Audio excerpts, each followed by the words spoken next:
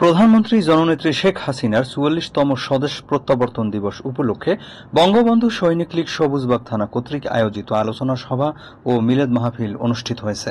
১৯ মে রবিবার বিকেলে রাজধানীর সবুজবাগ থানার বঙ্গবন্ধু সৈনিক লীগের অস্থায়ী কার্যালয় সংলগ্ন মাঠে এ দোয়া অনুষ্ঠানের আয়োজন করা হয়।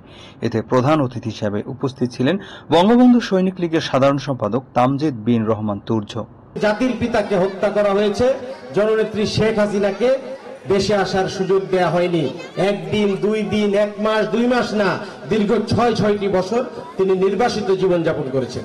তিনি সংকল্প করতে পারতেন, আমি আর এই দেশে যাব না, এই দেশের মানুষের সাথে আমার কোনো সম্পর্ক নাই।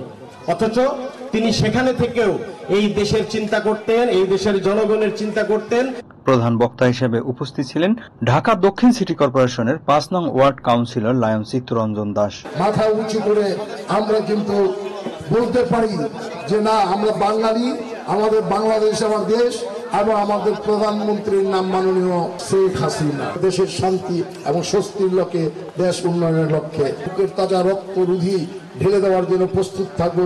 বিশেষ অতিথি হিসেবে উপস্থিত ছিলেন বঙ্গবন্ধু সৈনিক লীগ ঢাকা মহানগর দক্ষিণ সম্মেলন প্রস্তুতি কমিটির আহ্বায়ক শেখ মোহাম্মদ ওমর ফারুক, সম্মেলন প্রস্তুতি কমিটির সদস্য সচিব মোহাম্মদ সাইফুল ইসলাম এবং যুগ্ম আহ্বায়ক মোহাম্মদ আনোয়ার হোসেন আনু, সুভাষ মণ্ডল, জাহাঙ্গীর আলম মিয়া, ৭৩, ৭৪, ৭৫ নং সংরক্ষিত মহিলা কাউন্সিলর নাসরিন আহমেদ সহ মোহাম্মদ হযরত আলী, আবুল কালাম আজাদ, হরেকৃষ্ণ মণ্ডল, এস.এম. জামাল হোসেন, বঙ্গবন্ধু সৈনিক লীগ সবুজবাগ থানার সভাপতি মোহাম্মদ কামাল হোসেন সাগরের সভাপতিত্বে অনুষ্ঠান সঞ্চালনায় ছিলেন বঙ্গবন্ধু সৈনিক লীগ সবুজবাগ থানার সাধারণ সম্পাদক সালাউদ্দিন বুলবুল।